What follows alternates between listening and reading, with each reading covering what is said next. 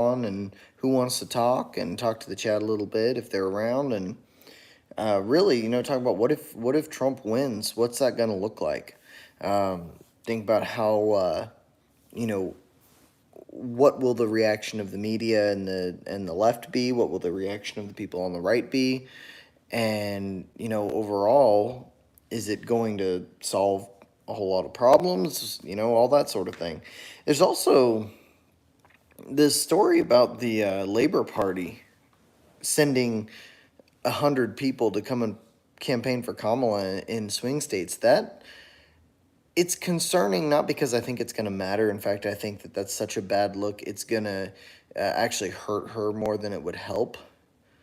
But it's concerning because they're going to scream election interference about Russia for as long as they did, and they're perfectly happy to have Labor Party officials, quote unquote, volunteering, because the way that the FEC laws are made, I still think this is illegal. Marjorie Taylor Greene put out a tweet. I'm no fan of hers, but she's right about this, I believe, and many others have linked to a bunch of the different regulations and said, no, this doesn't fall under that.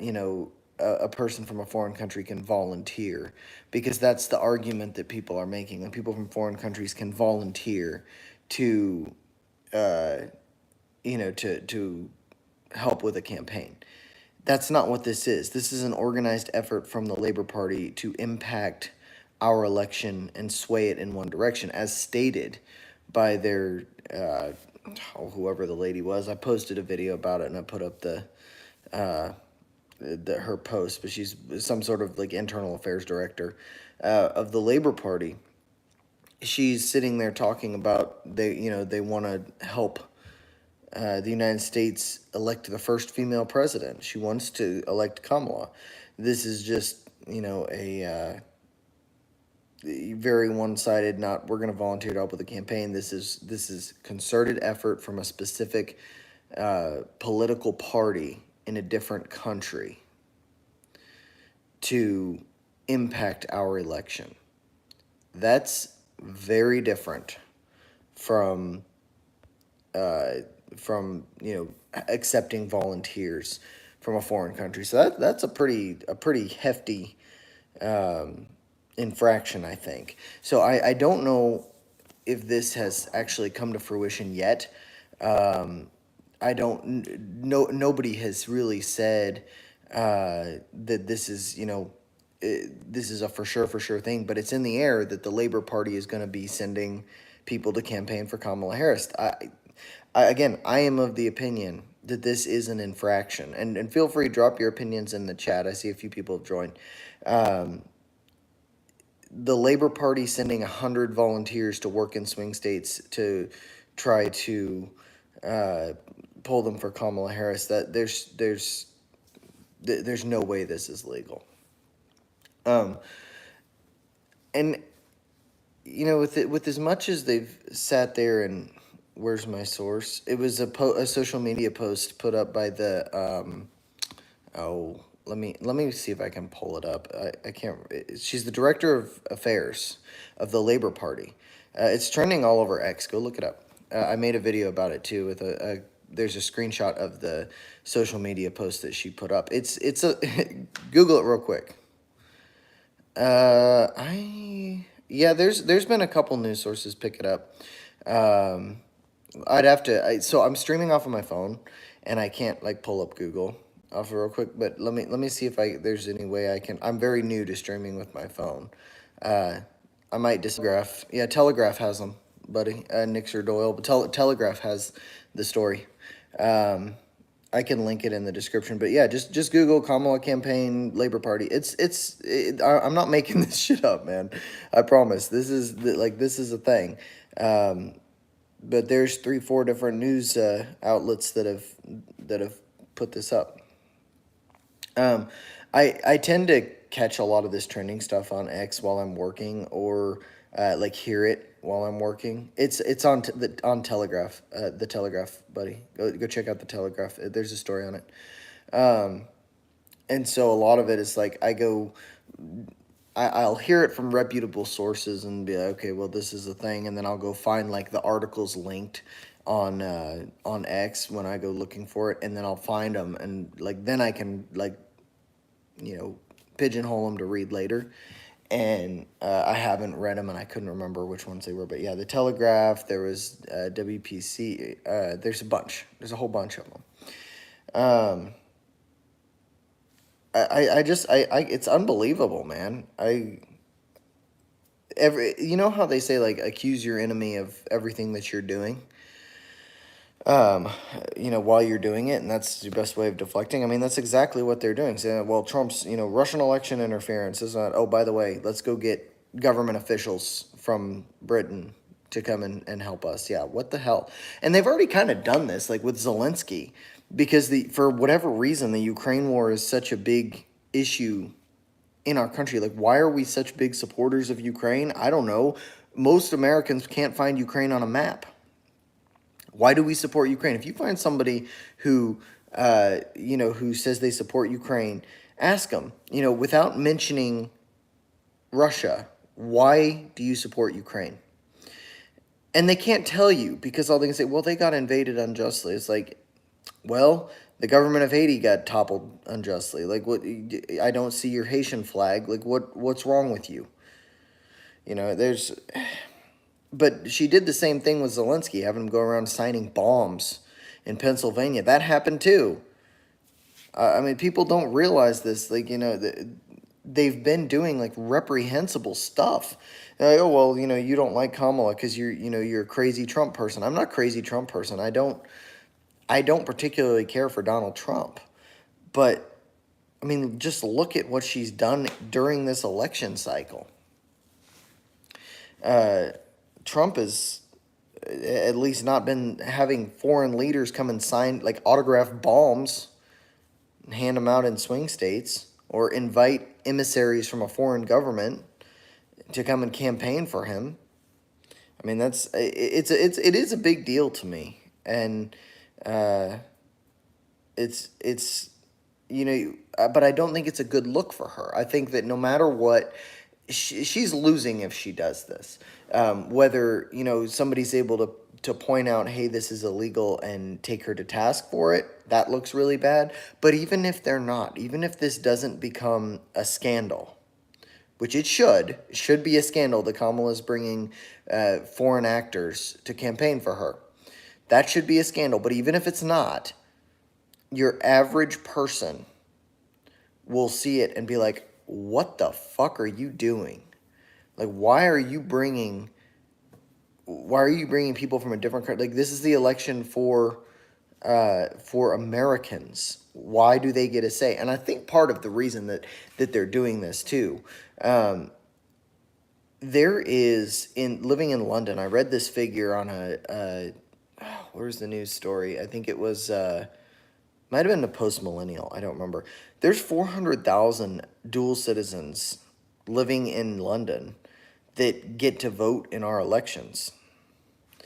And the Labour Party wants to tell them, how to vote, essentially. If London is primarily Labour, so if, there's 400,000 American citizens in London that get to vote in our election, I mean, there's a big chunk of votes, especially if they're, based out of swing states. So, but anyway, that was one of my big gripes. I made a really short video on it earlier because I was in a hurry, but I wanted to point it out. And I think I'm going to go back and link a couple of articles in the description just as sources, because, people see it and they're like, what the hell? Like, there's no way this is real. Like, there's no way that a presidential campaign is bringing in foreign actors to campaign for them. But and it's official capacity. Labor Party saying we've got 100 volunteers that we're sending. I mean, it's asinine. It's unconscionable. How in the world are we at a place where this is happening? I posted on X, one if by land, two if by sea, and I added Sargon of Akkad, and I told him keep your redcoat friends out of our country.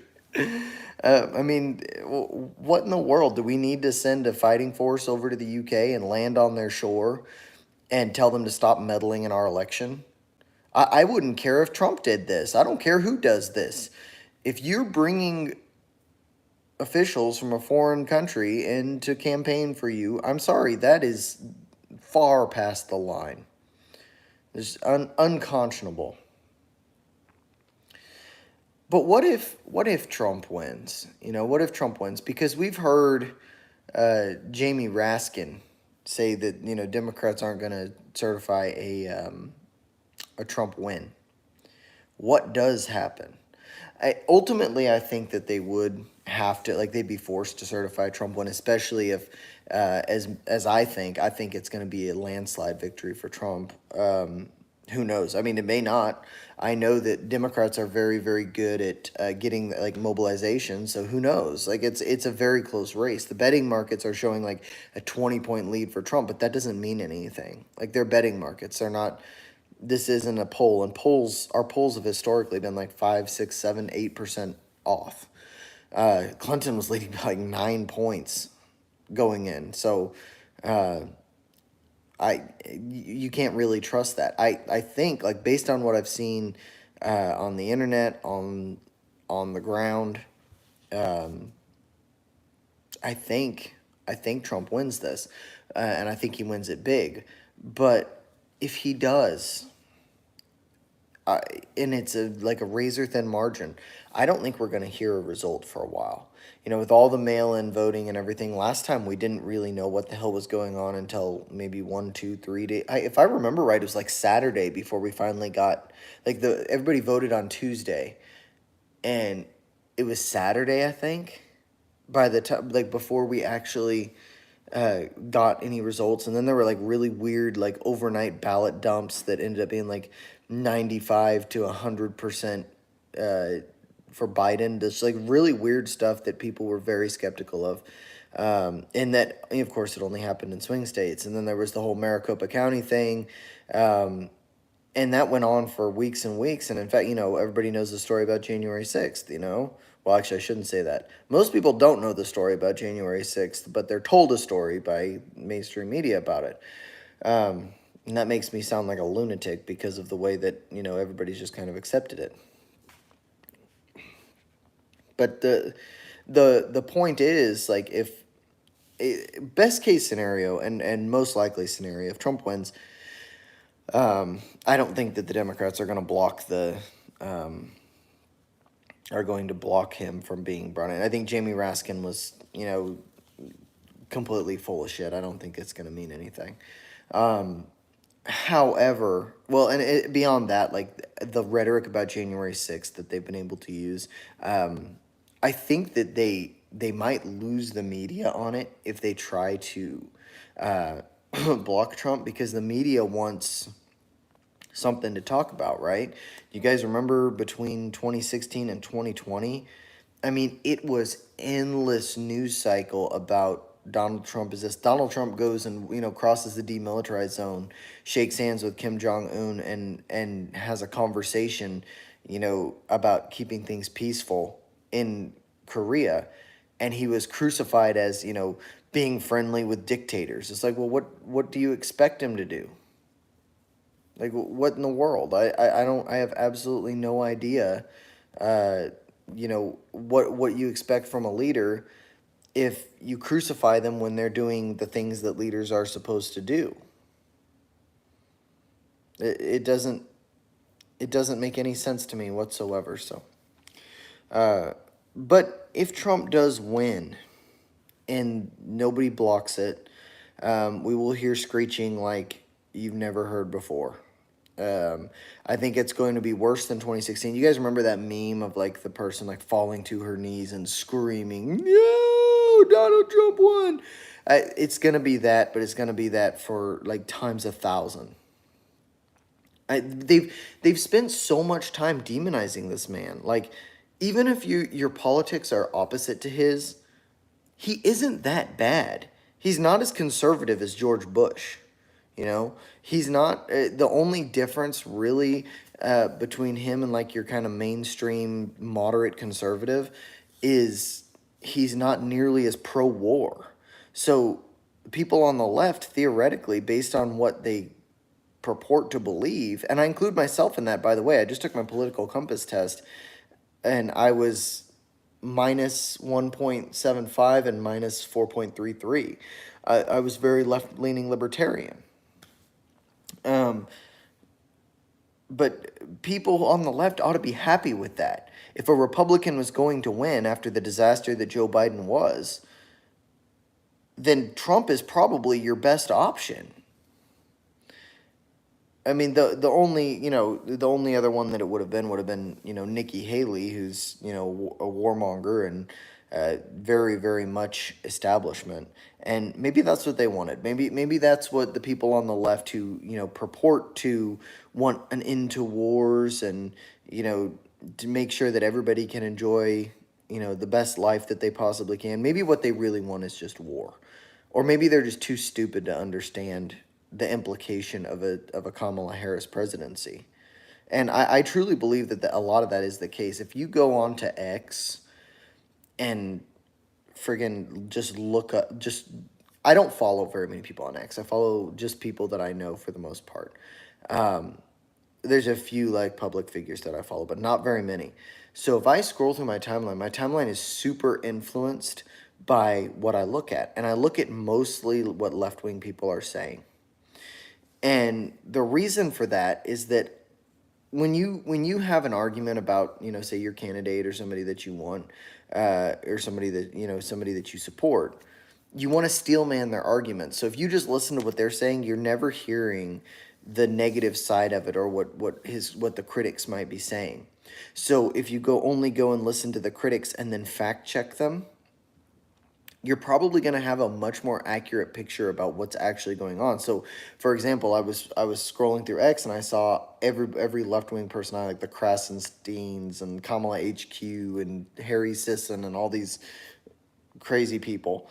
JoJo from Jurors. Oh my God, that person is out of her friggin' mind. I don't know anything about her, but she's crazy. But they're out there saying, like, Trump is senile. He just stood there with music playing, completely lost for 30 minutes. So I was like, what the hell? And so I went and looked at it, and it was just an out-of-context clip where people were having a medical emergency, so Trump turned on, music to kind of give him a little bit of privacy and stood there and waited, like, out of respect, which is kind of like, I don't understand, like, the stupidity of these people, especially, like, Mark Cuban, dude. Mark Cuban the dude is smarter than that. What is going on with him? Like, he's sitting here crowing about, Kamala Harris having a victory in the Fox News interview last night. It was very clearly not a victory. I mean, I made a video about it, and I streamed a little bit about it last night too, but it was like, this is not a victory. I mean, she was asked very basic questions and avoided all of them. I mean, he asked, what do you think about Joe, like, when did you start to notice Joe Biden's mental decline? And she's like, Trump is unstable. And that was the answer that she gave. Or my personal favorite was the one where he said, 79% of people think the country's going in the wrong direction. You were in this administration for 3.5 years. What are you going to do differently to change it from going in the wrong direction? And she goes, and Trump has been running. And it's like, okay, like, what does that mean? Is there actually anything inside of your head that you're sitting, you come here to do an interview, you say you're walking into the lion's den, but all of that happened, and Mark Cuban is sitting there crowing about how presidential she looked, and she demolished whatever the guy's name is, Brett Baer. And I'm sitting here like, dude, you're smarter than this, Mark Cuban. And he is. Like, even if you dislike the guy, and he comes off as, right now with all this political stuff, he comes off as a total dunce, and a very unlikable dunce. But he's not. He's actually very, very smart and successful, and everybody knows that. I just don't understand, like, what I'm looking at a lot of the time. And if Trump wins, you're out of your mind if you think this is going to stop. If Trump wins, you will see backlash from all of these people, and it's only going to get worse. They're going to, in fact, there was a video I made today about this photo that's gone viral, I think twice this year now. It was debunked back in August because it's an AI-made photo of Donald Trump and Jeffrey Epstein together, and Trump's like resting his hand on the thigh of an underage girl, and it was debunked a long time ago. It's an AI generated photo apparently, but it's fake, and so those sorts of things as AI, especially because as we move on in time, AI is going to get better and better and better, and so these fake photos like that was on the video that I was debunking today, that photo of Donald Trump, those are going to continue to circulate, and people are going to get whipped up into even more of a frenzy. And what's even crazier to think about is if Donald Trump wins and he doesn't win the House and the Senate, nothing will happen. It'll be like his 2016 term. I mean, he accomplished a few things. He did well with the border. He did well with the economy. His foreign policy was all right. I don't know how much more you can ask of somebody who's being impeached and having the entire Congress up against him for the entire time that he was. I mean, the dude went through so much as president. And I just say that like as a neutral observer. I didn't vote for Trump in 2016. I didn't vote for Clinton in 2016. I took one look at that and I said, this is a giant douche versus a turd sandwich, and I'm not voting. And looking back at it, it's like, well, thank goodness Hillary didn't get elected. She was talking about putting a no-fly zone over Syria. That would have been war with Russia right there. She was saber-rattling against Russia her entire campaign. So, I mean, I don't really know what to expect from them other than more hysteria. It's going to continue to be a 24-hour news cycle of Donald Trump, and it's going to be conservative pundits having to defend Donald Trump day by day, and not even just conservative pundits. Like I would venture to say, I'm going to continue to make videos, right?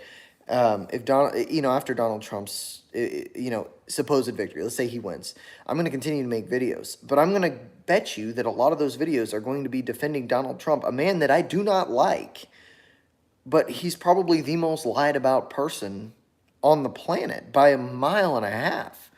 People just lie and lie and lie, and it's like, if you're going to criticize Donald Trump, criticize something like, for example, calling for the death penalty for any illegal migrant that murders an American. Well, if the state law excludes the death penalty, I'm sorry, like you've got to follow the state laws. Like there may be like small disagreements like that we have. I would say, okay, life in prison or chuck them back in their own country or whatever it ends up being. But the death penalty is a difficult topic. But you can disagree with Donald Trump, or you can disagree with his tariffs, disagree with his his manufacturing plans, disagree with his energy independence plans. But there's no need to stand there and say, well, he pooped his pants standing on stage. No, he didn't. He was standing there lost like a dementia patient on stage playing music. No, that's not what happened. You don't need to go take these ridiculous examples that aren't real, but that's all they're going to do. And it's, who is that Democratic strategist? I can't think of her name. Just the other day said Donald Trump sleeps with a copy of Mein Kampf on his nightstand. And we know that he idolizes Nazis. Like, those were her words. That's what she said. And they're going to continue to do that. And I don't know that, like, a Donald Trump victory doesn't make this country any more cohesive. It probably divides deeper. The people that are going to vote for Kamala Harris are going to hate Donald Trump if he wins. And I don't know how much reaching them there is. I've had discussions. In fact, I had a patient. I recently discharged him, but I had a patient, and we would talk politics, and we were very friendly about it. He was a big Kamala Harris supporter. And at the time, I was kind of leaning RFK because it was before he had thrown his support behind Donald Trump. And, we would talk a little bit, and we were very friendly. There was no animosity or anything. Generally, you're not supposed to talk politics with your patients. It's not a good idea. You can ruin your rapport. This was one of those cases where it's like it was an intellectual thing. It wasn't like a lot of emotion. But he had MSNBC playing constantly.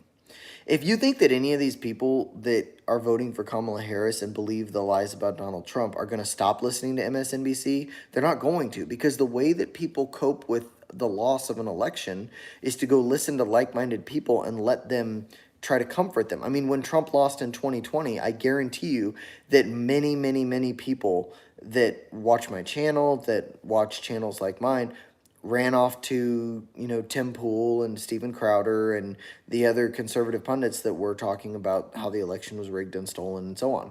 And I'm not saying there's anything wrong with that, but I'm saying think about your own reaction when Trump lost. That's the same reaction that people who are Kamala supporters are going to have. There's not going to be a self-effacing moment. We're past that point. We're so divided right now. I don't believe that it's possible for people to examine their political beliefs. I think that they're so entrenched. Right now, it's not going to change. In fact, I would be willing to bet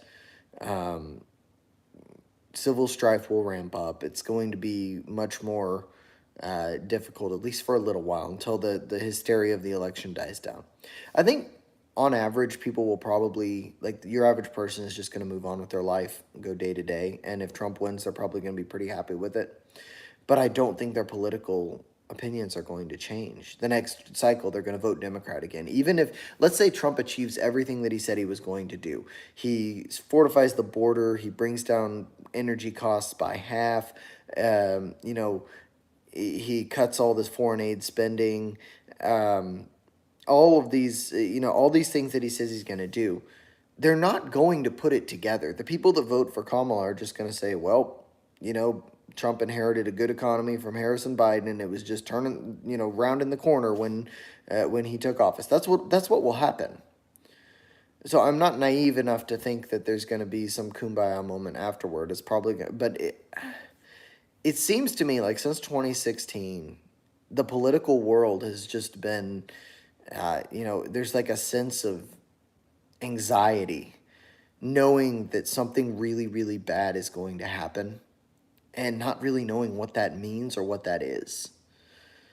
So I don't know. I'm not. I've always on this channel. I've always talked about no black pills. We're not black pilling people. We're white pilling people. And I would go so far as to like argue with guests and be like, no, be positive. But there is an element of, my gosh, it's getting scary. One other thing I wanted to talk about today, like I've kind of sat here and done a 28-minute monologue. I didn't know I had it in me after a day of work. You can see by my raccoon eyes, I had a really long day. I've driven something like 1,000 miles this week seeing patients. But one other thing I want to talk about today, Anthony Blinken. Is his name Anthony or Antony? I don't remember. Blinken, whatever, announced 425 million more in spending to Ukraine. Ukraine. Why do people say it like that? Ukraine. It's Ukraine, right? Ukraine. I've always said it Ukraine. I don't know. I've been to Russia once in my life, and that's how they say it, Ukraine. When I was 19, I represented the U.S. in a intercontinental chess tournament, and I went out and played in Russia. Loved it. I mean, Russia was cool. I've got a really cool picture of me standing in front of the St. Basil's out by the Kremlin in the Red Square. The governor's palace, dude, it is like ornate. Everything is like coated in gold. And they keep those big cathedrals locked because people go in and they loot them. They'll take everything out of there. In fact, they had an instance in Yaroslavl, that's the city I stayed in. It's about 3 hours drive east of Moscow. There's the Cathedral of the Assumption, I think is what it's called. The Cathedral of the Assumption of Mary, Mother of God. I think that's the name of the church. It's an onion top church, and the onion tops are made out of plate gold, or they're plated in gold. And they had an instance where a guy was like on the ceiling or on the roof, and he was out there, like went up with a ladder in the middle of the night and was like cutting off sheets of gold. It was crazy. Like, Russia's a wild place. But I mean, it was lots and lots of fun. I still have a couple of friends out there. I've talked to one of them since, but he moved to Dubai. I haven't talked to anybody who's in Russia in quite some time. which is kind of sad. I'd like to kind of hear their opinion.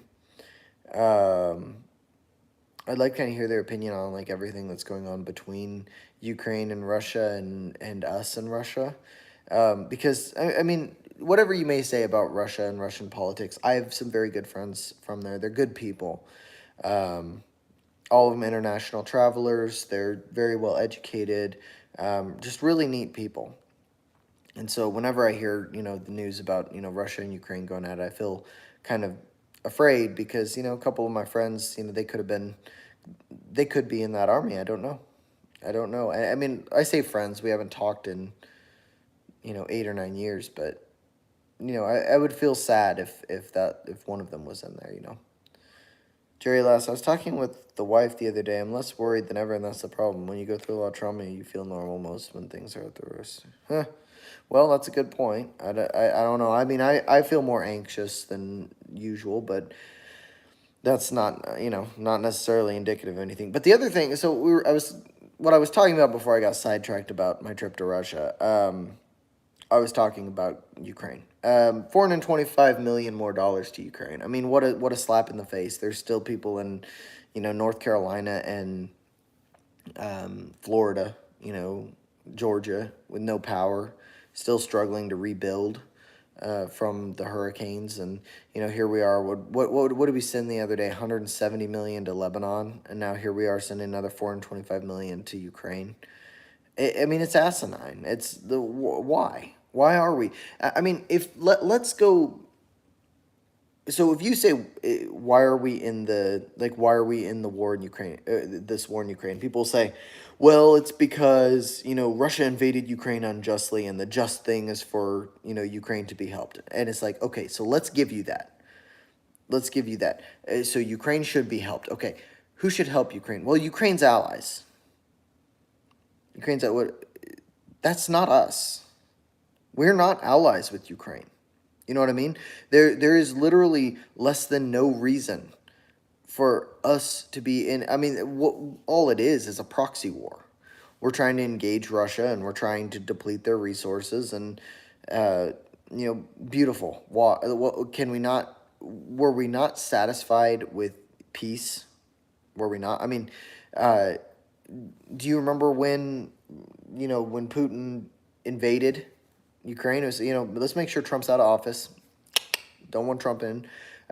Why not? Well, because Donald Trump is a much more feared leader. Maybe because he's a little bit crazy, right? Donald Trump is a little bit crazy, and I think that was okay because he was very unpredictable, and I mean, he was able to get through to Kim Jong Un. He was able to get the Abraham Accords signed in the Middle East. I mean, there was a bit of respect for him that's not been there for Joe Biden. And notwithstanding the fact that Joe Biden has tried to, continue these wars because that's what the machine has told him to do. Daryl Mason. Hi, Daryl. That's the Biden administration for you. Fuck Ukraine. Yeah, pretty much. Yeah, I don't. When people say, you know, Ukraine, I don't really have any positive emotion whatsoever. It's like, what? We're sending billions of dollars that we need out there. I mean, this is the reason that border bill, Jesus, the border bill didn't pass. The one that Kamala Harris continually mentions. It's because that package included $60 billion for Ukraine. Of course, that didn't pass. We don't need to be sending that kind of money over there. I mean, it's just frustrating. When I lived in Kansas City, so I lived in like the hood of Kansas City. It's about 40th Street over there by Troost. If you're familiar with Kansas City, you know what I'm talking about. Between 40th and 60th and Troost. That like just north of Waldo.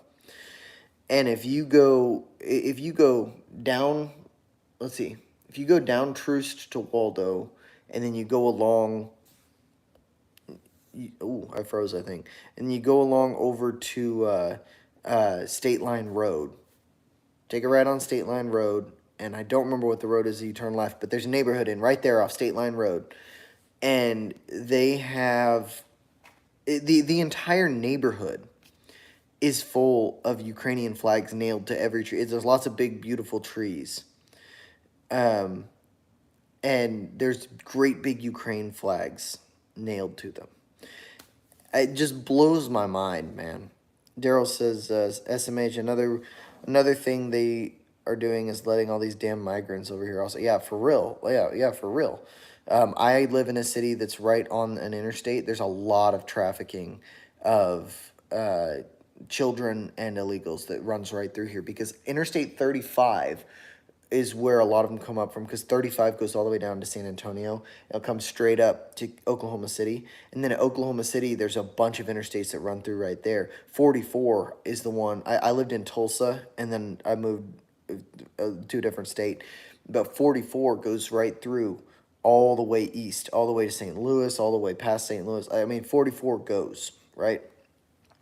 So these migrants come through. There was a there have been several instances of like U-Hauls being pulled over and they're like trafficking people through off I-44. It's crazy.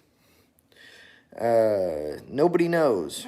Donbass region voted to be part of Russia. Ukraine is a yeah, dude. When I first started this channel, it was actually right around the time the Ukraine war started. I haven't done anything on it myself for about 2 years up until 2 years? No, about a year and a half up until I just started making videos in September. And my friend Howard and I, we used to stream together on this channel. And he streamed for quite a while after I quit making videos on this channel. But we made a whole big long stream about Ukraine, and we kind of really dug into it. The Donbass is all ethnic Russians, dude. They wanted to be part of Russia, and the reason. So here's the final straw thing, and not many people know this about Ukraine, but the final straw that led to the invasion of Russia into Ukraine. And I'm not saying this as like a support of Russia, but what I am saying it is like I understand where they're coming from. Ukrainians were shelling their own people in the Donbass, like the people that were part of their country. They were shelling the Donbass, and an artillery shell hit a school in the Donbass region and killed children. That was the final straw, according to Ukrainians. There's a stream with all the details and stuff on this channel. It's been a couple of years, so I've well, almost 4 years now. Dang, it's been several years, so I can't remember all the details, but I remember like that was the gist of it.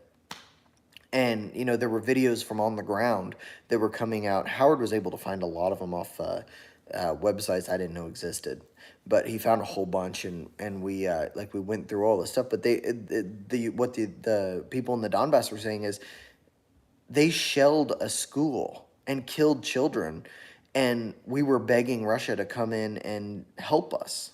And then it was portrayed as these evil Russians are trying to, take away the independence of the Ukrainians. And that's, there's more to it than that. I'm sure that Russia would love to annex Ukraine. I'm sure they would. But there's more sides to the story than just evil dictator tries to, tries to murder helpless, poor people. Like, there's way more to it than that. Jerry last, lol, we had to go to the food pantry today, and they had Pakistanis who needed a translator handing out boxes of food to locals in need. You're in, like, South Dakota, aren't you, Jerry? So there's not many Pakistanis out there. Oh, I was just in South Dakota, by the way. Back in August. Went through I love South Dakota. Beautiful. I like Custer. We stayed in Custer, and then we stayed in Wall, and then we went on to Montana. It was a beautiful place. Daryl Mason...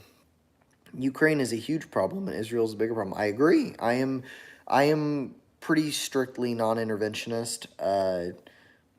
I understand the need to have a military presence around the globe to some extent, but the way that we have been tried to be the world's police, I am not a fan. And a big part of that, like most of it is principle. Part of it is I've got younger brothers who are draft age, and I've got brothers in the military, and man, I just, the idea of a major war scares the hell out of me. So, I'm fairly safe. I've got a kid. I work in a medical field. I'm 30, so that kind of really helps to not be in that drafting demographic, but it still is like it's and beyond just the basic, hey, a lot of people are gonna fucking die if we do this. It's crazy. Jerry Lass, yep, lots of immigrants here. College town, very lefty in a red state. Pierre, maybe? That's like Pierre, Spearfish, what's the other one? Rapid City. Those are the ones that come to mind when you talk about it like that. We went there during Sturgis without really realizing it. We drove through South Dakota during Sturgis. Oh, Brookings. Okay. We drove through Sturgis. Oh, Jesus Christ! Like we were taking I-90 out toward Montana, and there were so many bikers, dude, and they were just like there was drugs. Every truck stop we had or travel station we stopped at, there were prostitutes everywhere. It's like, and you'd see them. They're walking around like to the groups of motorcycle guys. They'll go to one, get rejected, walk on to the next. It's crazy, dude. Hey, user07, what's up, Jack in chat? SDSU, the big state college. Oh, yeah, South Dakota State. What's up, user? Well, what was I doing? Oh, I was going up to Montana to see my family. They live way up in the Northwest. Most of them in Washington. I'm a Seattleite, dude. I'm initially from Seattle, but I'm in the Midwest right now. Hopefully not for too much longer. By the way, thinking about moving back west. But it'll be probably 4 or 5 years before that comes about. Yeah, college towns, man, you get a lot of these. You go through them and you see a bunch of idiot kids with the Ukraine flags and the all of that sort of thing, and then because it's like all pretty much lefties, and then stupid college kids I went to college for 8 years, man, to get my degree, and now it's like I go back, I'm look at these college kids, I'm like, God damn, they're stupid. Like so many of them are just some of them are smart too. A lot of them are real smart, but so many of them are just stupid, man. I'm probably gonna get burned for saying that later. Nobody knows said Rip Gonzalo Lira. I don't know who that is. I saw that name the other day, but I feel like I should know because I saw that name and I read an article where that name was mentioned, but I don't know who that is. Daryl Mason, yeah, bro, you're saying the truth. The U.S. is policing all over the place and it's wrong. What's going to happen in China? Happen is China will become the superpower. What's keeping America on top is this military. Yeah, and the crazy thing is, the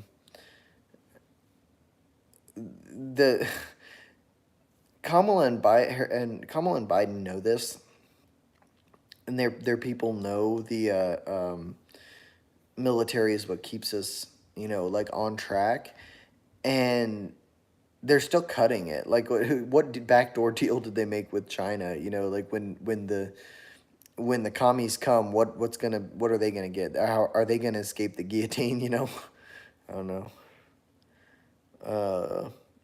User says you aren't wrong. Coach Red Pill. Oh, he was Coach Red Pill. I remember that. Yeah.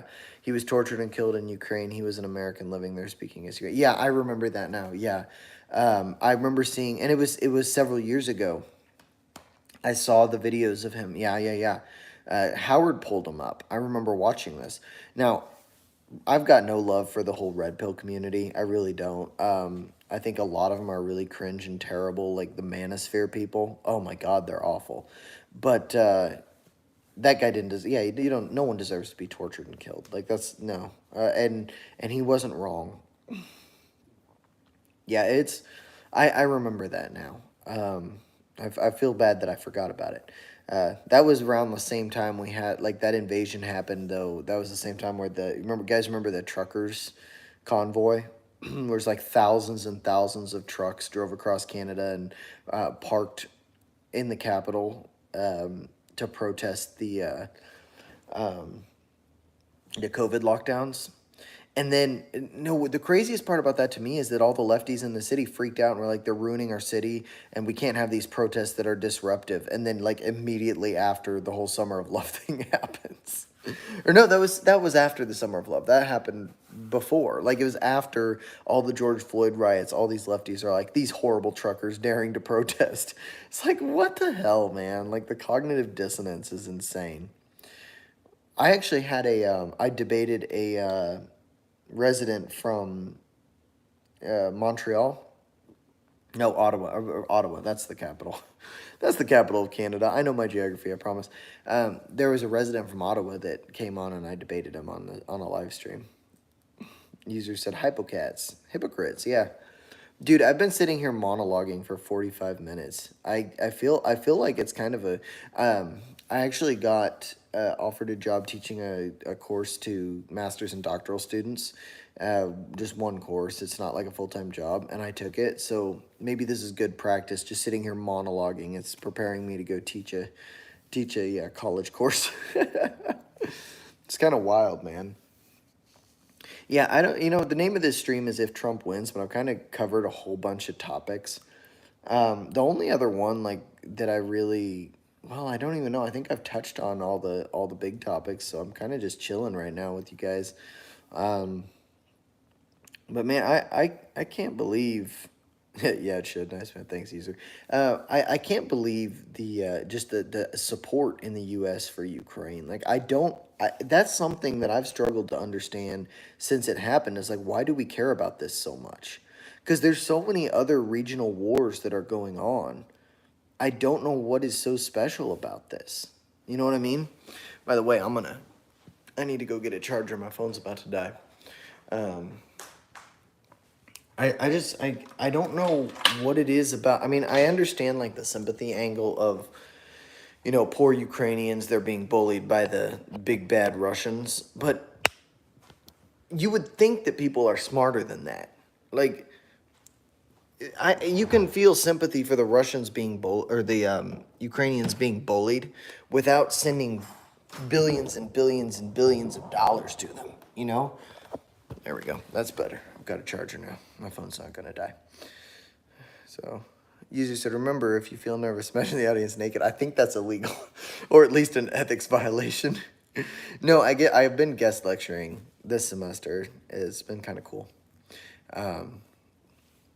Yeah, I never imagined that I would ever be in a position, but that's part of why I use this pseudonym, and I keep it kind of vague as to where I live and all that sort of thing. I don't want to lose a job because of it, because of me saying some stupid thing on here. Um, it's interesting doing these live streams on a phone. Like I feel kind of like it's like an Instagram live almost. Because I'm used to doing it like sitting there with the computer and the whole setup. This feels a little bit more like intimate. Like I'm kind of talking to you instead of like this is my whole setup and all of this sort of thing. Like, you know what I mean? Like I don't need a setup. I don't need like it would be nice to have it like a new laptop and headphones and like the sound sound things on the walls and all that, but it's shut up user. Ooh, Jack. You little furry word there. No, but I mean I think that the message feels, I remember like original YouTube, like somebody that does YouTube and hasn't really changed ever since like old YouTube, um is Styx Hexenhammer 666. I mean, he's an interesting dude because he's so strange to me. I don't know. I have kind of a fascination with him. And The Amazing Atheist is another one. Those two are like OG YouTubers, and they have not changed their style one bit. They just get in front of the camera and talk. But it got to be such a production, like compare Styx Hexenhammer to like Tim Pool to like Destiny.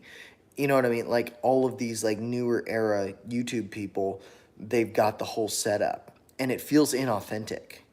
And something I really, really liked about TJ Kirk was like he would do his original videos. Like when I first started watching him, he was standing in the garage, like yelling at a camera. And that to me felt so authentic. It's like you're talking about something that like he was going off the cuff for the most part too. He didn't write most of his videos. He started writing them. That's one of the big differences now. And I haven't watched him in years, um, but when people script their videos, like I understand like if you're doing like a deep dive or something.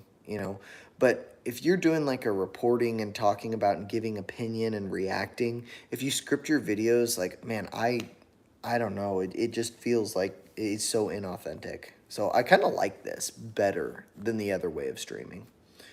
Jerry Lass, I feel like I could hug you. I have a really big TV. That's funny. Yeah, no, I'd like to do a bunch more streaming. But I think a lot of people just stream for the super chats, like they have their regularly scheduled streams so they can catch the biggest audience. I mean, part of that's AdSense, of course, but the streams don't get much AdSense compared to a regular video. It's the super chats that people are after, which I don't get super chats, and like mostly what I just make is really short videos, so I don't really care about that. But I don't know. What do you guys think? Like those of you that were around when I was streaming before, do you guys like this as much? I mean, there's not really an option at the moment. My computer's broken, but I don't know. User said, "Yeah, I get that. Reacting when you have already reacted somehow has become big." Yeah, yeah, like Cinnamon Toast Ken or PewDiePie did it for a while. Charlie, what's his name? I don't remember. Who's Long Hair Charlie? Whatever his channel is. Moist Critical. That's who it is. Jerry Last, you hear that Styx got arrested, benefit of the doubt, but I saw him on a live stream tuning in Tokyo. It was very cringy and she wasn't enjoying it. He's been on the booze. Yeah, he quit drinking is what he said. And yeah, I saw that live stream. I was like, oof, like he admittedly is a little bit on the spectrum, and I don't think he understood the signals from her. That's not an excuse, but I think that that's what was going on. He did get arrested. From what I understand, I was perusing, and I think I came across at least a version of what happened. I think he threw his cell phone and hit her in the butt, and so she called the cops and alleged domestic violence. And it sounds to me like the charges are going to be dropped because he came back from New Orleans, and it was like they didn't even know if they were going to press charges because the person that would have had to press them was not there. I guess that's the way I understood it. So I don't know. I don't know. He's innocent until proven guilty. So, user said the Sticks memes were great. Yeah, I heard it was a laptop. Yeah, I have no idea, dude. I'm not a Sticks X and Hammer guy. I'll watch him, like I said, from time to time. Back in the day, he made these videos that were like it wasn't like in defense of Charles Manson, but it was like an explanation of like the CIA details around Charles Manson. It was actually pretty cool. If you get a chance, go to Sticks X and Hammer 666 and look at his Charles Manson series. It's interesting. I think there's a tinge of like hero worship from Sticks. I think he really likes Manson, but it's pretty interesting. JLS, I thought something like that. Alcohol seems to take people off their paths in life. I've seen a lot lately on and offline. Yeah, actually, I think in the last year and a half, I've drank like a grand total of like once or twice. No, probably about 5 total times, and really it's just been like a glass of wine. So I mean, I definitely partook a lot more when I first started this channel, as you guys saw, I'm sure. We do our little drinking games, me and Howard. YouTube said, when you read the Finder's report, you'll look at the 80s and 90s very differently. Yeah, I thanks for sending me that. I'm gonna take a look. There's that book. It's called The CIA, Charles Manson, and the Secret History of the 60s. Really good book. I recommend it. I read it, and then I gave my copy to my dad. Really, really cool book. No, I'm wondering, like, so I did you guys see the thumbnail for this stream? It's God Emperor Trump, because I didn't really know. Like, I've been just scrolling Twitter a lot, or X, I guess it is now. Just scrolling X and kind of just looking at what people are thinking, like so much, and just looking at the reactions, it's so different. Like, there are two opinions about the Kamala Harris Fox News interview, which is like the trending topic right now, and it's Kamala absolutely murdered Brett Baer, and she was the queen, slay, and then there's the my God, she looked like an idiot, and there's no in between. There's nobody that's like, oh well, they seemed like two people that were arguing about things that probably didn't matter all that much. There's nobody that's like, I don't think that he was like, he might have been a little bit rude, and she was, she came off as kind of stupid. Like, there's nobody like that. It's very, very strong opinions, and it's, man, I think people have gotten so crazy, dude. Let's see. Daryl said a lot went on in the 60s. Yeah, I wouldn't know. I was born in 94. User said the CIA is evil. Yeah, I've gathered that. Jerry Last. I remember all the 80s and 90s. Oh my goodness. My earliest memories are like 99. User, you remember the, oh, he's talking to Jerry. Yeah. Yeah, man. the It's cool, these live streams. I've been doing these little lives.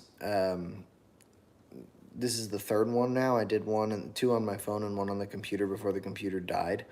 Um, but it's kind of nice. Like the viewership went from like 2 to like 5, and I've seen it hit 10 or 11 a couple times tonight. I mean, it's kind of nice. Like people are kind of noticing that I'm live again. Um, I'm gonna do them as often as I can. My daughter's asleep right now. That's the reason I'm allowed to. I say allowed. My daughter would not allow me. She's so active. She's such a cute little kid, and she like runs around screaming all the time, making animal noises. But there's no way I'd be able to do this if she was awake. Um, User, hey, 99 was a good time. 2 years before the world went nuts. Yeah, I remember 9/11. I mean, I was 8, 7. I was 7 when 9/11 happened, and yeah, I remember it very, very well.